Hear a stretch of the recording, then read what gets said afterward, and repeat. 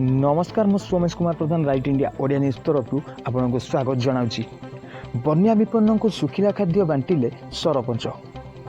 बैतरणी में बन्या हवा फल भद्रक जिला चांदबाली ब्लॉक रे जलदोष भाव परिचित 14 गोटी पंचायत रे पाखापाखि 70 गोटी गाँव को जलबंदी करिछि।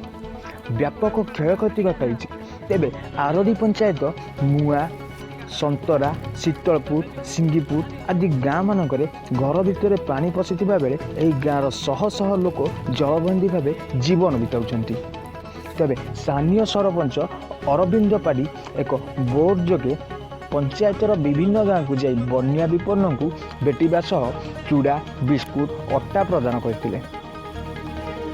तेबे पंचायत रे बहु कच्चा घर भांगिबा सह एबे भी लोक माने जलबंदी अवस्था रे जीवन बिताउथिबारु तुरंत सरकार रिलीफ प्रदान करने से दाबी करछन्ति।